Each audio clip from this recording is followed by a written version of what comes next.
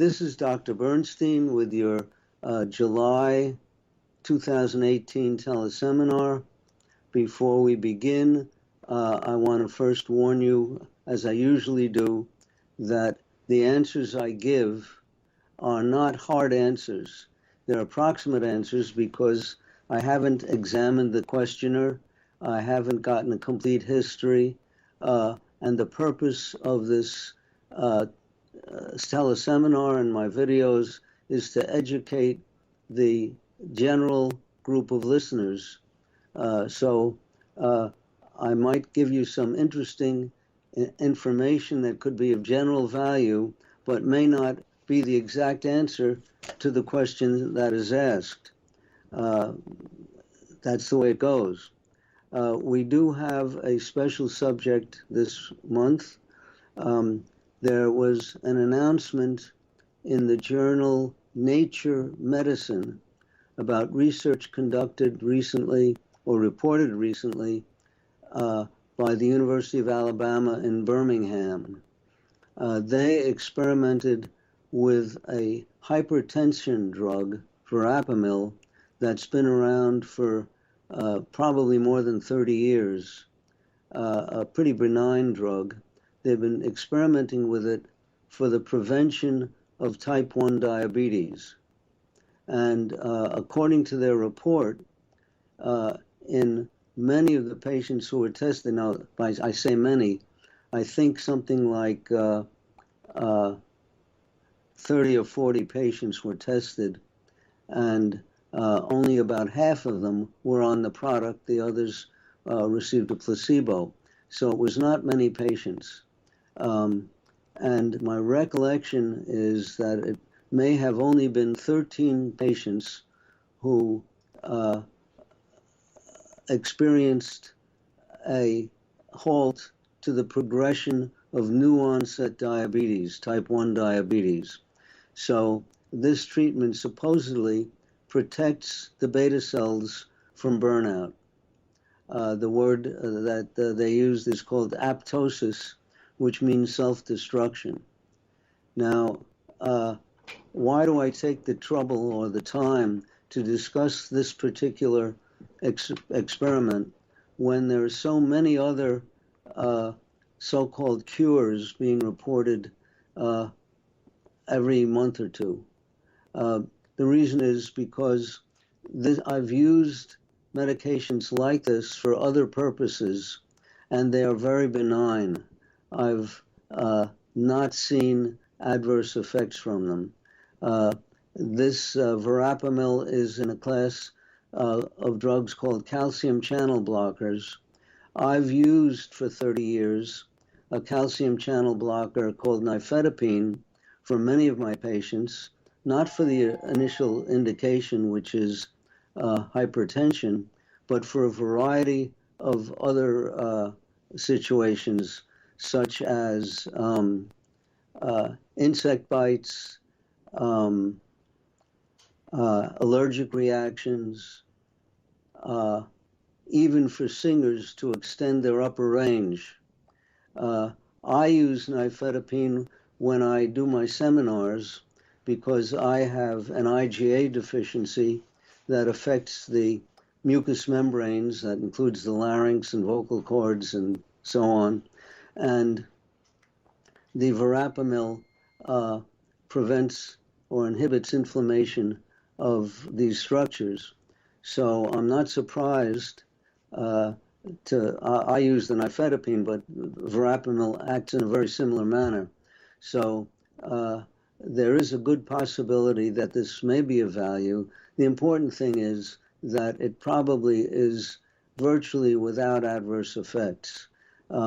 I find that the nifedipine will not significantly lower blood pressure in people who already have low blood pressure, although it will dramatically lower blood pressure in people who are hypertensive.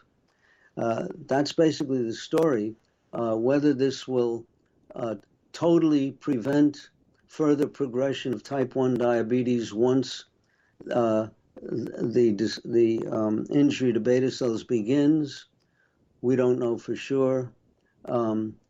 whether it would pay to give this product to high-risk individuals, people, let's say siblings of a type 1 diabetic. So these trials yet have to be performed, but as I said before, it's a benign drug, and if it does the job, I wouldn't expect much in the way of adverse effects. Now on to our first question. 36-year-old female for type 1 diabetic, 32 years, A1C, last A1C was 4.6. 10 days before my period, I experienced unpredictable and elevated blood sugar levels, plus insulin resistance. My doctors refused to prescribe glucophage to help with this issue. What can I say to get them to prescribe glucophage? Well, why would this lady want glucophage? Probably because I've recommended it for women who have blood sugar problems or blood sugar unpredictability at around the time of their periods. Usually it's a week before their periods, and I've been prescribing glucophage for a long time for this purpose because I've seen it work. Now, because glucophage is meant for type 2 diabetics to lower insulin resistance, apparently these physicians are afraid to try it on a type 1 diabetic.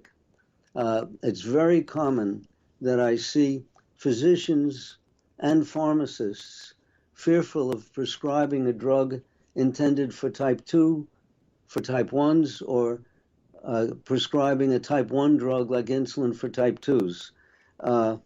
This is not logical. I think that their doctors are very fearful of lawsuits, so if they do anything that's unconventional, they're afraid that if something goes wrong, they might get sued. So one thing you could do is tell your doctors that you won't sue them if they prescribe glucophage. Another thing you might do is to you'd have to do a search, a Google search of the internet for articles showing the use of metformin or glucophage for non-diabetics and for type 1 diabetics. There probably are a number of such articles around. In fact, glucophage has been used in non-diabetics to treat certain cancers and was for many years recommended, maybe not officially, as a means of extending life. It was considered the fountain of youth when it first became available. So there's a lot written about glucophage for non-diabetics and so on. That's one possibility. The other possibility is to be sure to use glucophage XR. Your doctors may be fearful of the side effects, the most significant of which is diarrhea, and it's less likely to occur with the glucophage XR, the timed release. Another option is to find a kindly family practice physician. According to the communications I've received from listeners, family practice physicians seem to be more open-minded to unique approaches to the treatment of diabetes and not as fearful of violations of the guidelines. So how would you find a family practice physician? You'd ask your neighbors if they have a family practice physician who's kindly, whom they like, etc. 6 years old, type 1 diabetic. Read your book and follow your diet. He doesn't say the guidelines. Switched from Lantus to Basaglar, which is another name for Lantus by another manufacturer, because of insurance. Seems to cover her from 8 p.m. to 8 a.m., then stops working. Please help. Well, this person clearly is not following the regimen in my book. He's following just the diet. And if he followed the regimen, it would say that any long-acting insulin that's available today must be used twice daily. So you have to approximately cut the dose in half and take one dose on arising and one dose at bedtime. And as I've pointed out before, sometimes even the evening dose may not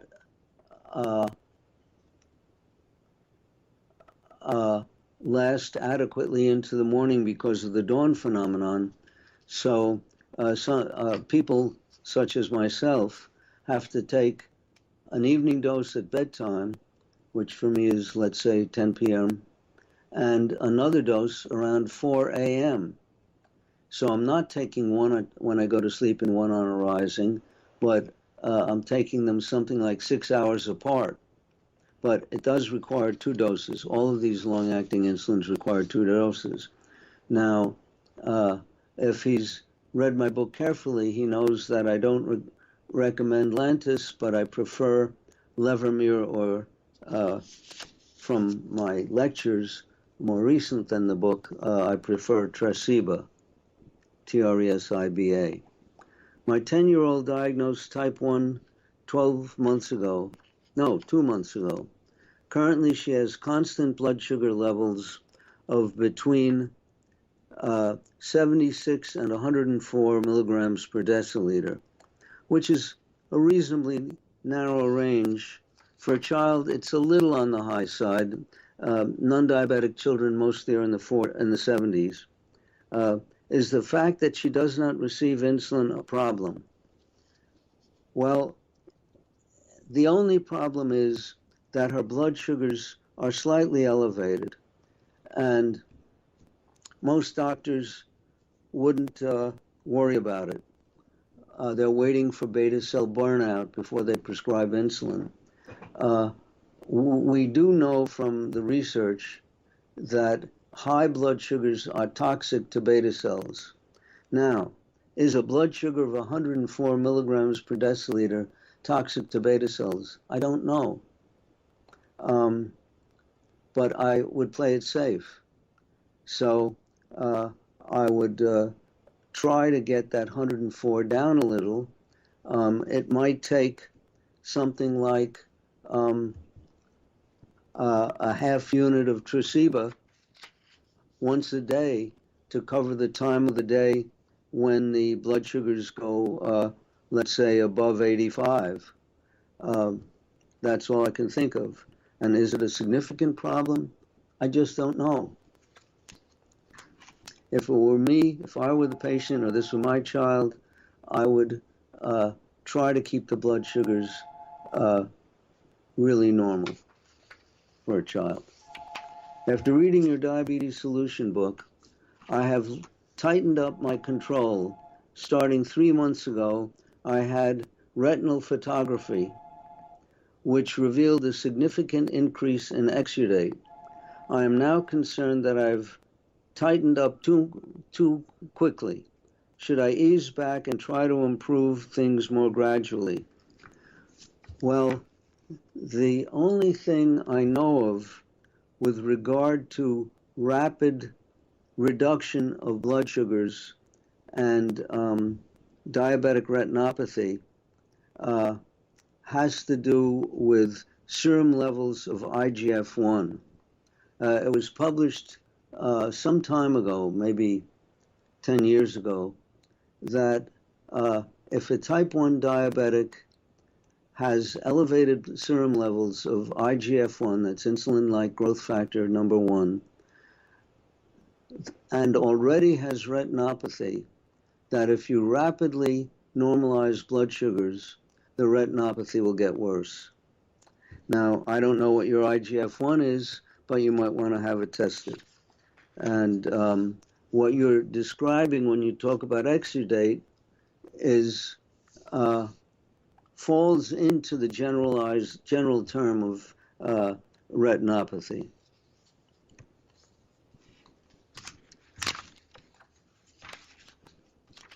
Are pickles okay to eat? The doctors say I am between type 1 and 2. The tail of my pancreas was removed 3 years ago, and I am on 4 insulin shots a day, but I crave pickles all the time. Well, pickles are relatively benign, but not totally benign. That is, if you were to eat, let's say, 6 big pickles and you're a diabetic, there's a good chance that your blood sugar will go up. If you ate a half of a pickle and you're a large person, it might not budge at all. If you ate a half of a big pickle and you're a little child, a type 1 diabetic, your blood sugar might go up. So pickles are have small effect on blood sugars. As those who have read my book know, that anything that occupies mass, occupies bulk, will distend the gut and can raise blood sugar in a type 1 diabetic. This person still has part of a pancreas, so she's between type 1 and type 2. I'd say that you want to cut down the constant eating of the pickles. How to do that? There are a number of ways. We discuss food cravings in my book, and there are some tips on what you might do. Can autoimmune attack in a child with type 1 be reversed with food or supplements? I doubt it very much. I think that you should read my book, and if the child has diabetes, you better start controlling blood sugars. Can my husband go on insulin for a short time to lose weight and then go back to metformin, glimepiride, and Victoza after the weight loss safely? Well, going on to insulin, especially if it's used to cover carbohydrate, is going to gain weight. The metformin lowers insulin resistance and facilitates weight loss. It also sometimes lowers appetite and thereby facilitates weight loss. The glimepiride, which is a sulfonylurea, increases insulin secretion, is more likely to cause weight gain, and has been associated with increased heart disease risk. So going on insulin per se is not likely to cause weight loss. I think that you and or your husband really should learn a lot more about diabetes and the medications used to treat it, and therefore should read my book, Diabetes Solution. Can the keto diet reverse or cure type 1 diabetes in children? First of all, there are probably many keto diets. All kinds of practitioners, including people who claim magic, create their own keto diets and call it a keto diet. And for as far as I'm concerned, I don't like most of the diets that are sold as keto diets. I use a low carbohydrate diet, which is high in protein and tends to approximate what our pre-agriculture ancestors ate. And it doesn't reverse diabetes, it just makes it much easier to treat than the usual diets that most people eat, which are high in carbohydrate. Non-diabetic, my question is about fasting. I like to fast 1 day a week, and sometimes I fast for 3 days. When I fast for 3 days, my glucose gets into the low 60s, and once it went down to 51. Is that a problem? Well, it's a problem if you operate machinery, drive a motor car or a boat or an airplane, because at these low levels, your cognition is impaired, your reaction time is impaired, your mobility is impaired. You can get into trouble, especially if you're that low for hours. So probably it's not, what you're doing is not wise. You might be better off fasting for one day if you feel like fasting, or maybe 2 days that are spaced apart, but 3 days in a row is, in your case, asking for trouble. Do you have a special authorization form along with what you say that you send to insurance companies when prescribing glucophage instead of generic? Glucophage is the brand name for metformin. As most of the listeners know, we found that when generic metformin first became available, people switched. Their blood sugars went way up. TRICARE doesn't okay the brand, so I wanted to try what you submit.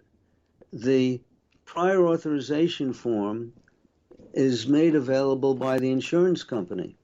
So if your insurance company is turning you down, you have the right to request a prior authorization form, and you can fill it out and submit it, or your doctor can fill it out and submit it, and it will ask questions like, have you tried the generic glucophage, and what were the consequences, etc. You could say that you had an allergic reaction, or you got diarrhea, or something like that. And if the doctor fills it out, it might have more influence, but the doctors might not want to spend the time filling these out. You can fill it out yourselves. Now, will the insurance company act on it? That's another story. I cannot predict that. Can you provide any advice on how to elevate my testosterone levels without sacrificing the progress I've made in lowering my blood sugars? Or will I continue to suffer from low testosterone due to my carb restrictions? Well, I don't think I've ever encountered anybody who developed low serum testosterone levels because of carbohydrate restriction. There have been reports of low testosterone in people with type 2 diabetes, and my recollection is that it was thought that that was coincidence, that the two tended to be inherited together, but certainly low carbohydrate should not lower testosterone. And I wonder whether you've really had your free testosterone measured. You could also have your testosterone binding globulin measured. And even wiser, you should see a reproductive endocrinologist who can work you up to see what's going on. I would like to know what you think about the recent publication in Nature about reduction in glucose levels with the BCG vaccine. Is this something to be hopeful for? Well, in that report, the report that you're referring to, the A1C that was achieved was 6.65, which is an average blood sugar of 166, which is double normal. Now, if the authors claim to have cured diabetes, based on their own numbers, they didn't cure diabetes. they achieved blood sugars that were double normal. The use of BCG to try to treat type 2 diabetes and or type 1 diabetes publications have come out in the past from one laboratory, and when other laboratories try to duplicate the results, they were unable to. The report of other laboratories came out in the journal Science many years ago, maybe it was 10 years ago.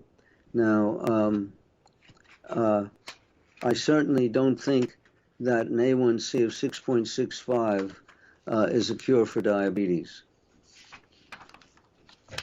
Have you examined and analyzed Dr. Stephen Grundy's plant paradox diet?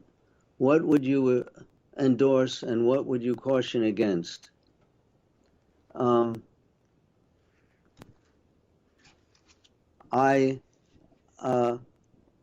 don't know Stephen Grundy. I don't know his plant paradox diet, but I suspect that if there's something for sale, if this doctor is selling something, and if he's making extreme claims, that it's probably to be avoided.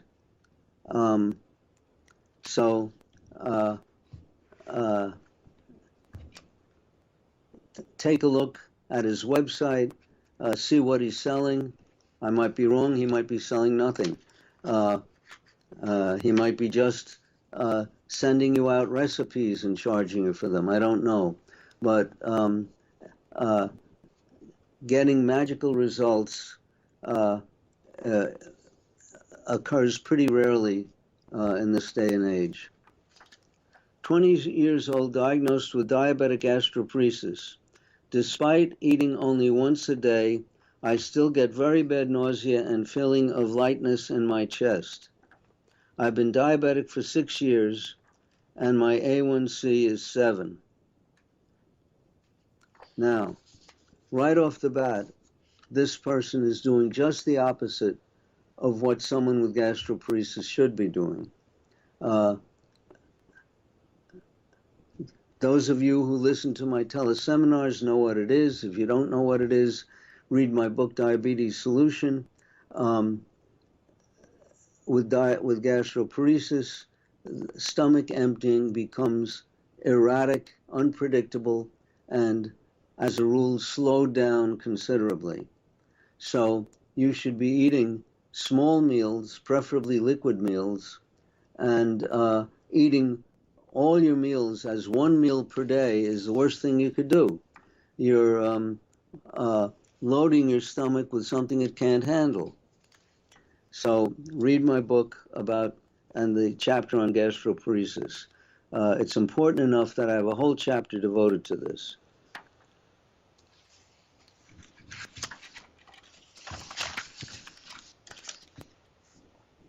Male, 36 years of age, grossly underweight, with type 2 diabetes for 9 years, takes glimepiride, which is a sulfonylurea.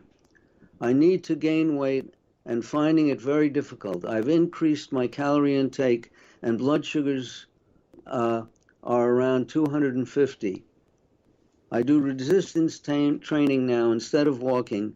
I'm strictly vegetarian. Well, this person is asking for trouble. A blood sugar of 250 is about 3 times normal. This person is on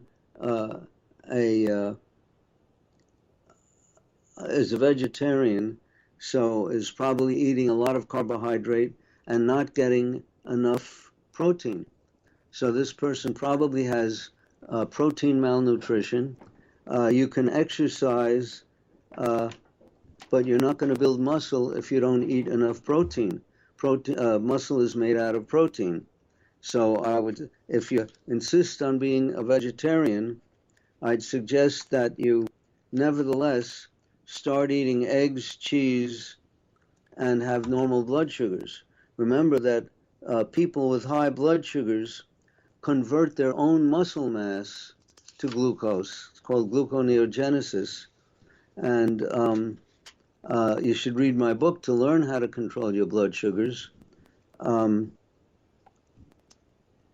That's about all I can say. So you'd have to eat protein foods and vegetables.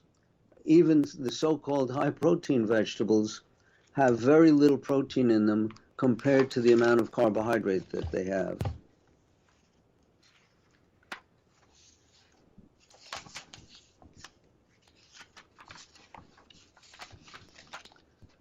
At the moment, I find I need to give myself 4 units of Humalog at 2 a.m.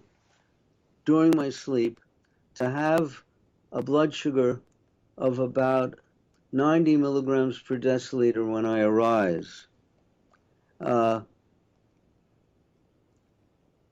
This person takes Lantus insulin at 7 a.m. and 7 p.m. What can be done to not inject at 2 a.m. during the night? Well, first of all, it'll be nice to know when this person goes to sleep. If he goes to sleep at midnight, he should try injecting at 7 a.m. and midnight. If he goes to sleep at 10 p.m., he should try 7 a.m. and 10 p.m. He may find that, like me, he has to inject at 10 p.m. and 4 a.m. But first I would try many alternates. And one alternate is to switch to Tresiba insulin instead of the Lantus. The Tresiba is much longer acting than Lantus. So you might try, let's say you go to bed at 10 p.m., you try taking Tresiba at 10 p.m. and when you arise in the morning. And again, read my book. After a recent high 8.3 A1C, which is an average blood sugar of about, let's see, 252, I began to follow your diet recommendations with some success. My random blood sugars, by the way, here again is a person who's following the diet recommendations, but not the whole system for controlling blood sugars. My random blood sugars have improved. However, I noticed a large spike when I weightlift over 50. When I weightlift, the spike is 50 milligrams per deciliter or more. Today it pushed me up to 171. My doctor will not prescribe insulin. Is there an alternate way to address the exercise-induced spikes? Am I better off to forego the weight training in general, or should I accept the spikes? Well, it is, if the doctor refuses to prescribe insulin, one can say try a beta blocker. I have had a number of patients whose blood sugars go up when they do physical exercise, and when I give them a beta blocker like rapid-acting beta blocker like propranolol, say an hour before the exercise, sometimes for many people it stops the blood sugar rise. So that's a possibility. The other option is to get a kindly family practice doctor who will be more rational in treating your diabetes. Of course, your doctor may have a good reason for not prescribing insulin, but I'd suggest that you read my book and don't just look at the diet parts, look at everything in the book and see if you could figure out what kinds of medications you need to control your blood sugars. And then if your doctor will not give you those medications, and there are many for type 2 diabetes, you can find yourself perhaps another doctor. But first see if your doctor will prescribe something other than insulin.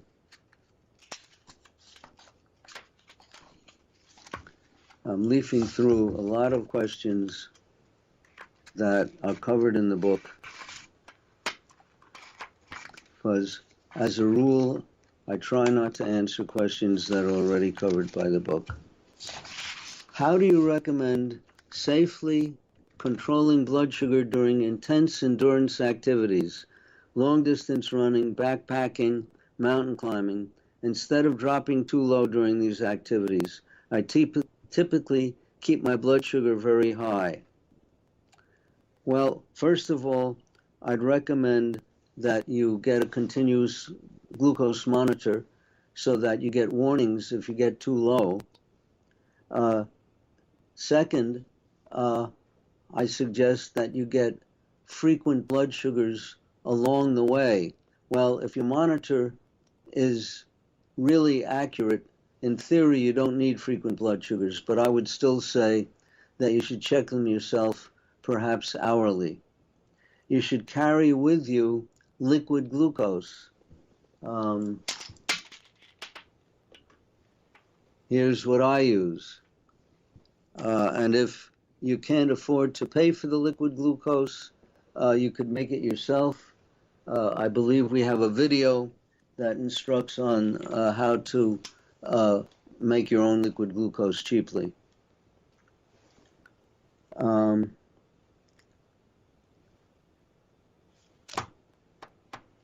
That's basically it. I have a number of patients who are marathon runners, triathlon people, and they get frequent blood sugars, and they carry liquid glucose. You could even make your own liquid glucose and carry it in one of these sippy bottles. And people who have read my book know how much of the glucose how much their blood sugar will go up per teaspoon of liquid glucose. And there are ways of getting a plastic pipette that will dispense exactly a teaspoon or a half teaspoon. My doctor agreed to let me try glucophage XR instead of glimepiride, which is a sulfonylurea, that he had recommended originally glimepiride. After taking 500 milligrams twice daily, which is a very small dose, and checking sugar daily, it didn't do anything to lower it.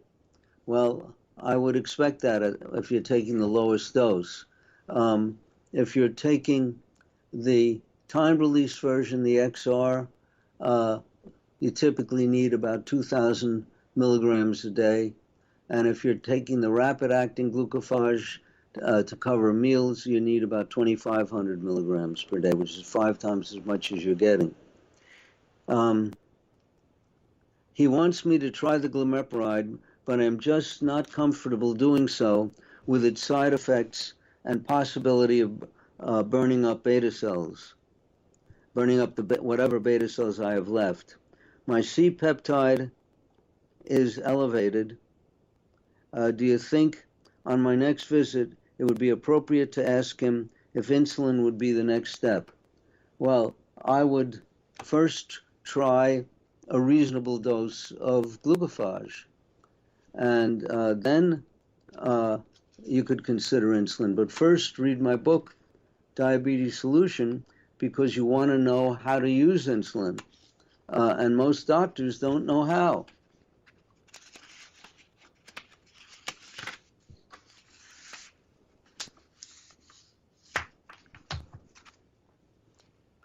I have heavy callus growth on my feet. It is very serious and equally vexing. I do not know what to do about this problem. Well, something is either pressing or rubbing against one or more spots on your foot. And I assume you wear shoes, and it's likely that it's the shoe that's pressing or rubbing. And there's also a good chance that if you explore the uppers of the shoe, the top of the shoe, the sides of the shoe, etc., with your finger, you'll find that over the callus, the shoe has been stretched. There's a bump in the shoe. And that's because your shoe is smaller than your foot. And that's why it's rubbing your foot and causing a callus.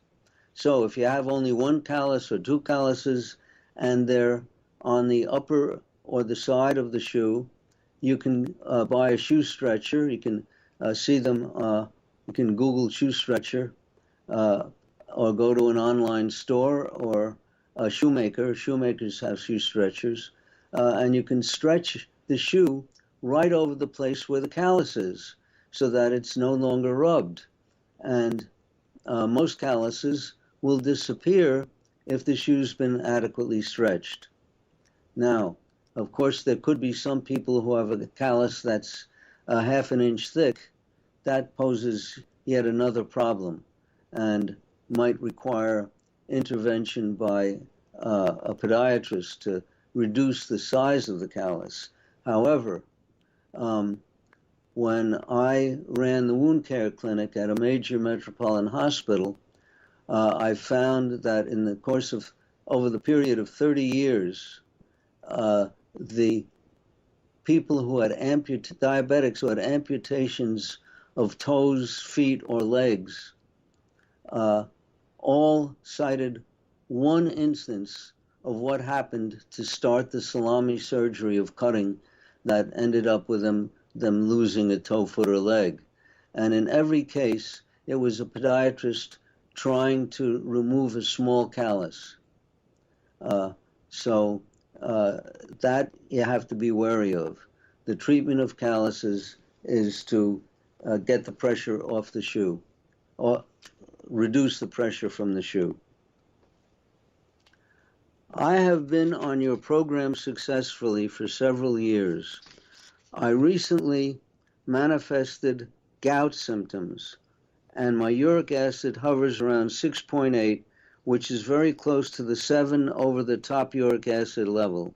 Do you have any recommendations for persons with gout following your recommendations? Well, first of all, you should go to a rheumatologist who specializes in treating gout. And there are different forms of gout. The crystals that could appear in your joints can be of different types. In your case, it's probably uric acid crystals because your uric acid is high normal. But there are people who have hydroxyapatite crystals that have nothing to do with diet. So see a rheumatologist. There are medications, and if you have high serum uric acid levels, there are certain foods to be avoided, like organ meats, and again, the rheumatologist will tell you about that. I have had a wound between 4th and 5th toes at the base for nearly 4 months, and it is not healing. About the size of a pencil eraser, about a 1/4 inch deep. Well, a 1/4 inch deep is pretty deep. I have neuropathy in both feet from gout medicine. Healthy weight. Exercise 4 times a week. I have tried placing wedges between toes to allow air circulation.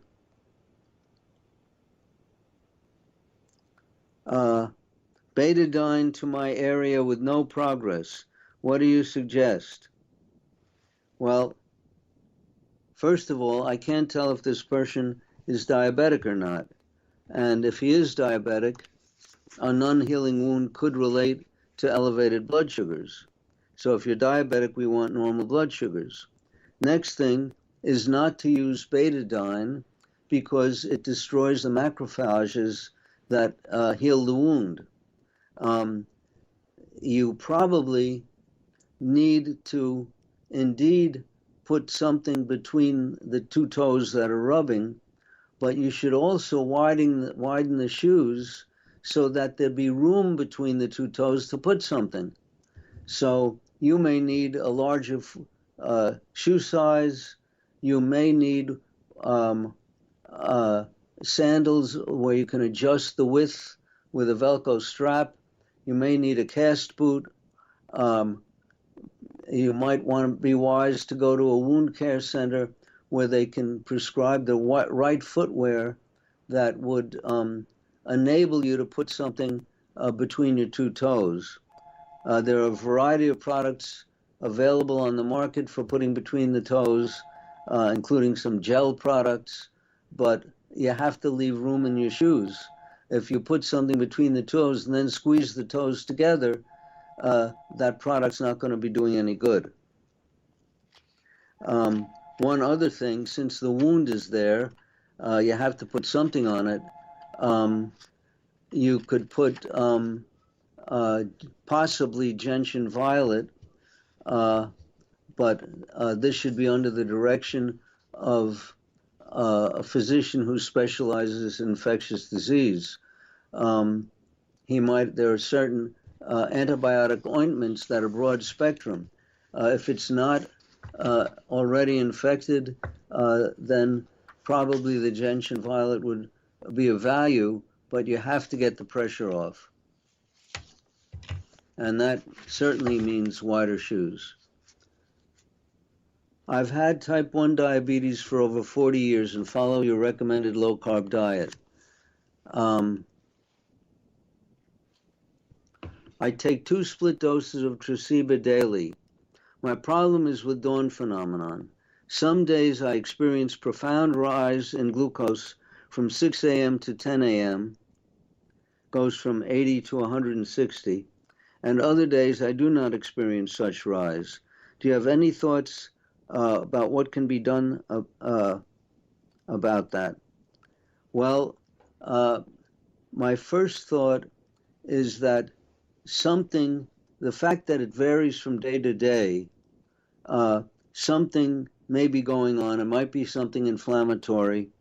My first thought would be to take some timed-release glucophage XR, and I would take it at bedtime.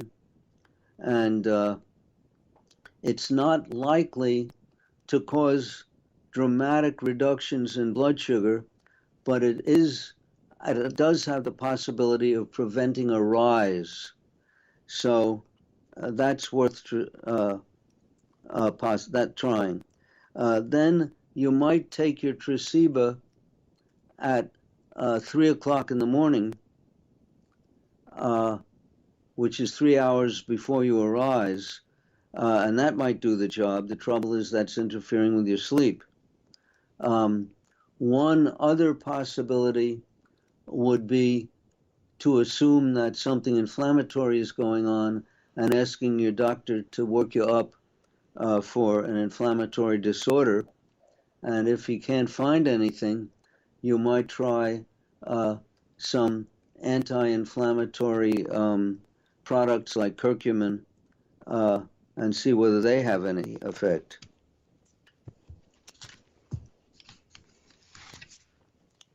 In your book, you mention aspartame and also diet sodas as being acceptable. Are those opinions of yours still current? Yes.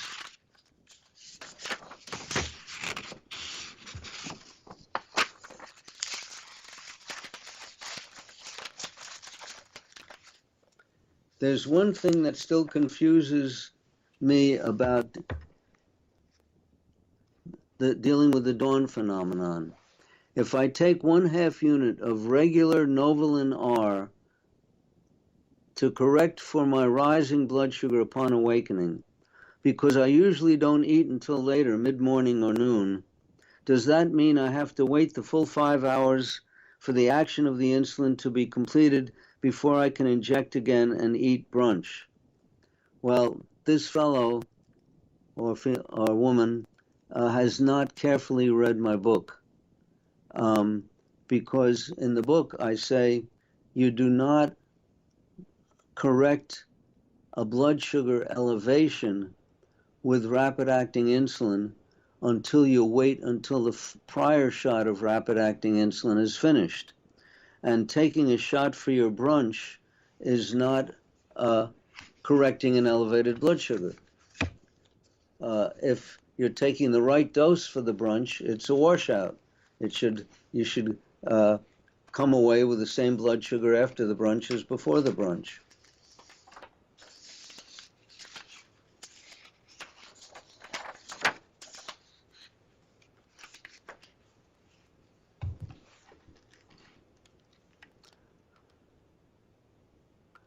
I've had a total thyroidectomy, and now my blood sugar is out of control.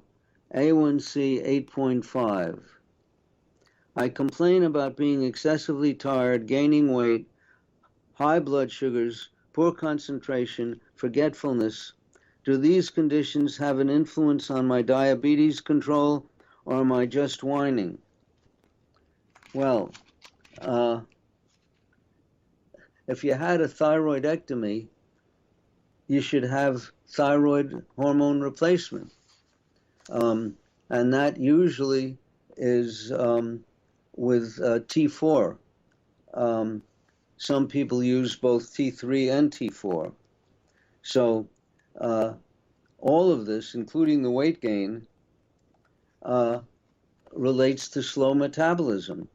The tiredness, the forgetfulness, poor concentration, all of these are symptoms of hypothyroidism.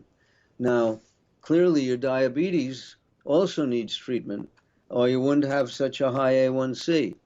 So I suggest that you see a thyroid specialist, and that you also read my book about the treatment of diabetes.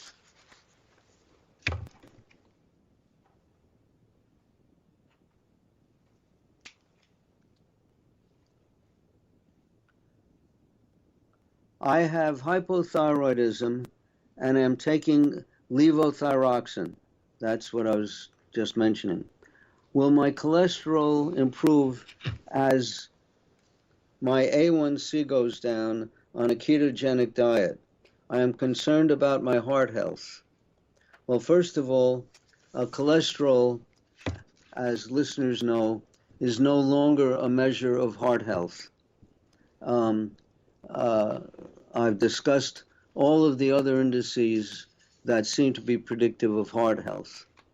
But low thyroid does cause higher risk of heart disease, as does high blood sugar. Now, will a ketogenic diet help your blood sugar? I don't know, because I don't know what a ketogenic diet means. If you want a diet that I know, a low carbohydrate diet that does help blood sugar, you could read my book, Diabetes Solution. But if you have diabetes, you may also need many medications in addition to just the diet.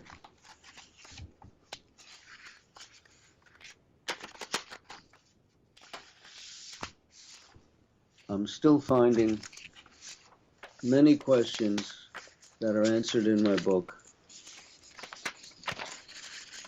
Finally found a page that I'm going to answer. I'm trying to figure out my insulin requirements, but the formulas in the book are confusing because my weight is so much lower than 140 pounds. Well, right off the bat, the book tells the reader that if you weigh more or less than 140 pounds, you take the ratio of your weight to the 140 and you adjust the dose accordingly. So if you weighed 280 pounds, you might take twice as much as I recommend for 140. Or if you weighed 70 pounds, you might take half as much. I'm a petite woman, 59 years old, and weigh 97 pounds. And I'm making some C-peptide. What math equation should I use to determine the correct fast-acting insulin requirements to cover meals based upon my weight? Well, this is another mistake. This lady, somehow, either my book is not clear or she's not reading it right. The amount of insulin for meals is not based on weight. The amount of basal insulin is based on weight. The amount of insulin for meals is based on food. And in the book, we say that a theoretical start would be less than 1 unit of insulin for every 8 grams of carbohydrate. And I tell you how much less. I forgot what it said in the book. Could be 10% or 20% less than 1 unit for every 8 grams of carbo, and 1 unit 1/2 unit for every ounce of protein. But again, I reduce it to play on the low side at the start. So it will be less than 1/2 unit for every ounce, might be 1/4 unit for every ounce of protein. Then if you see your blood sugars go up, you raise the dose. So it's all there in the book, and you don't have to adjust your food insulin for your weight. You should read what it says.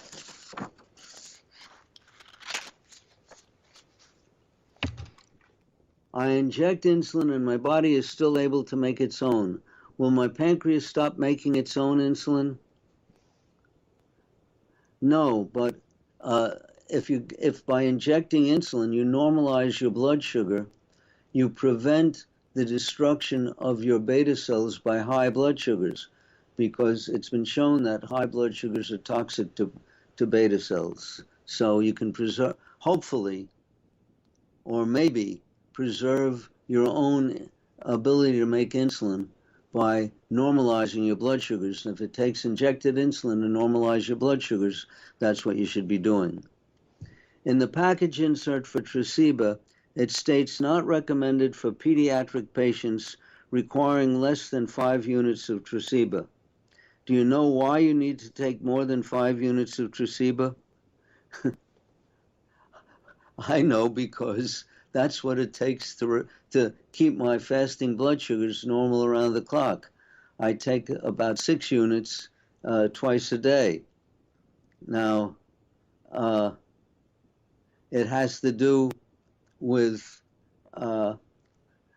the total mass of my body tissues that have insulin receptors, and that includes fat, muscle, and recently discovered even the brain. So maybe I have a big brain, and that's why I need more than 5 units a day.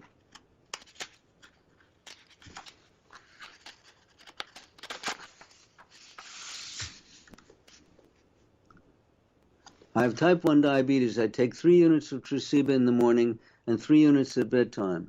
It seems to me working, except for a few elevated overnight blood sugars due to a mild gastroparesis at dinner time. Would it be better to take 6 units once a day, and if so, why? When? I don't think it would be better.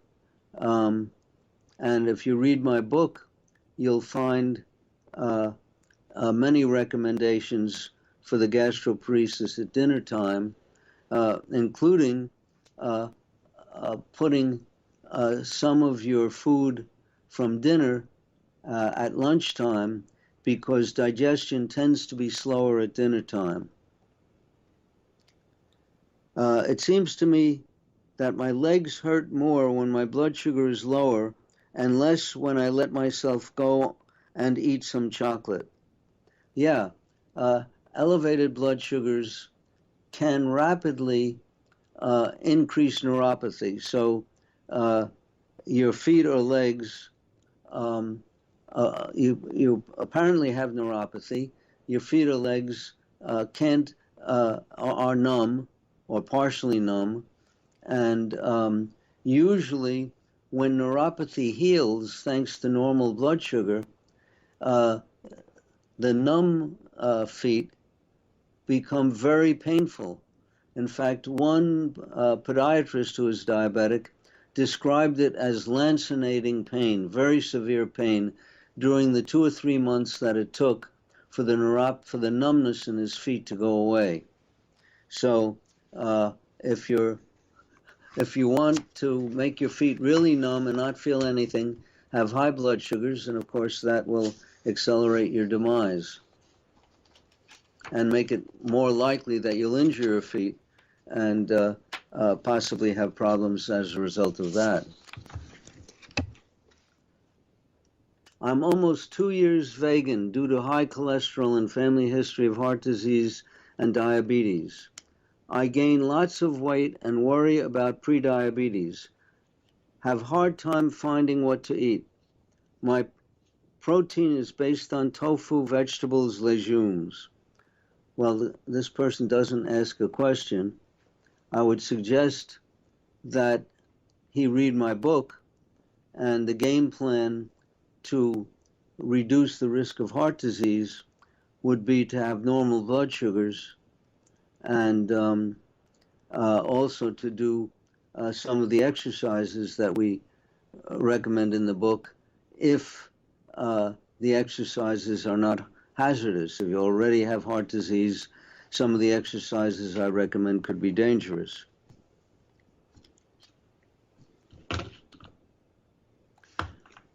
Well, I think we'll do one more question. My daughter was diagnosed a couple of months ago. She is 3 years old. Are there any tweaks, tips, or additional readings or advice needed for implementing the plan with an active 3-year-old? This person apparently has read my book. First of all, I'd recommend that you subscribe to the webpage of Type 1 Grit. It's a Facebook page, GRIT. You'll see what other people with type 1 diabetes, including parents of children with type 1 diabetes, are doing. I also strongly recommend that you bring with you injectable Tygan when you travel, because if she ends up vomiting when you're traveling, you don't want to have her end up in a strange hospital.